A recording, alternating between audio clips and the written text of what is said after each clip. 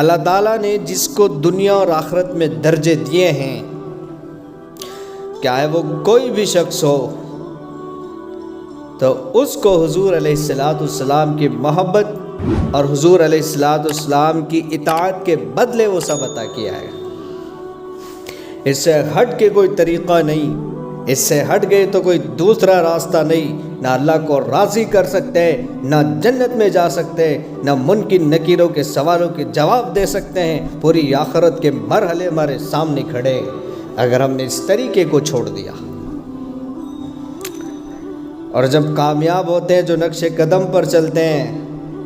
ان کو اللہ نے دنیا میں بھی رضا کے پروانے دیے اور آخرت کے تو کہنے ہی کیا ہے۔ دیکھیں ہم حضرت ابو بکر، عمر، عثمان و علی رضی اللہ تعالی علیہم اجمعین، پوری صحابہ کرام کی جماعت شامل ہے۔ لیکن آج ہم دیکھیں دور حاضر کے اندر ہم لوگ کیا کر رہے ہیں، امت مسلمہ کیا کر رہی ہے، حضور کے نام لیوا کیا کر رہے ہیں۔ دیکھیں آج ہم نے اپنے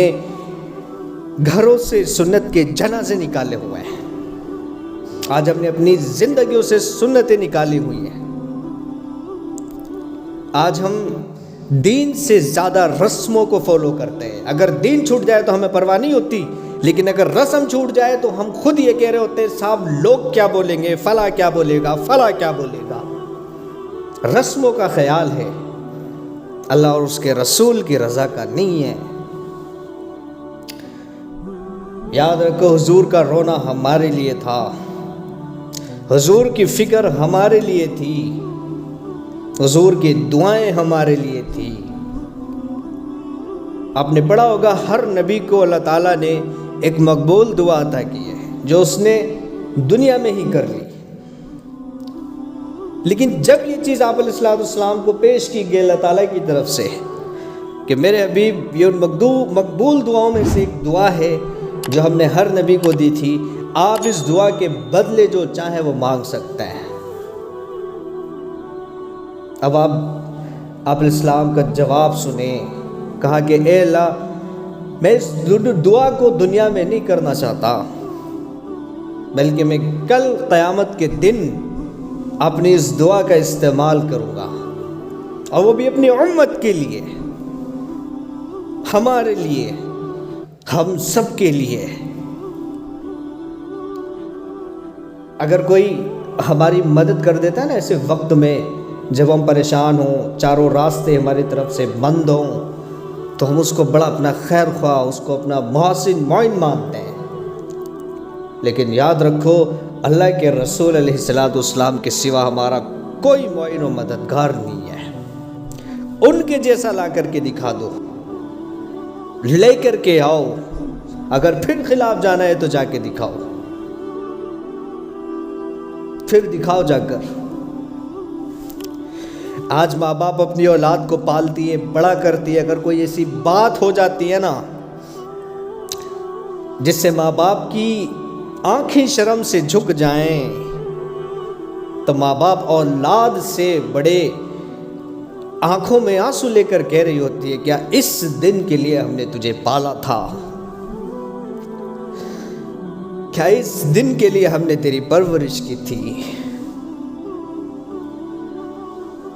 آپ علیہ السلام کے سامنے کیسے ہم کھڑے ہوں گے، اللہ کے سامنے کیسے کھڑے ہوں گے، کیا لے کر جائیں گے، کیا لے کر کے جائیں گے۔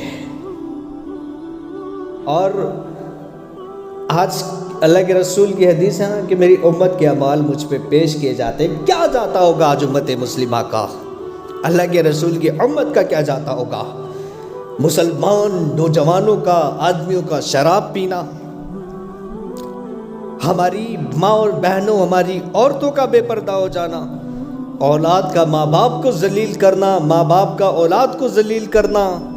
آج یہ سب جاتا ہوگا آپ علیہ السلام کے پاس۔ ہمارا جھوٹ بولنا، نمازوں کو چھوڑنا، روزوں کو چھوڑنا، آج یہ سارے اعمال میرے آپ علیہ السلام کے پاس جاتے ہوں گے۔ پھر ہم دعویٰ کر رہے ہوتے ہیں اپنے محمدی ہونے کا۔ یاد رکھو جس نے اللہ کے رسول کو پایا اس نے اللہ کو پایا،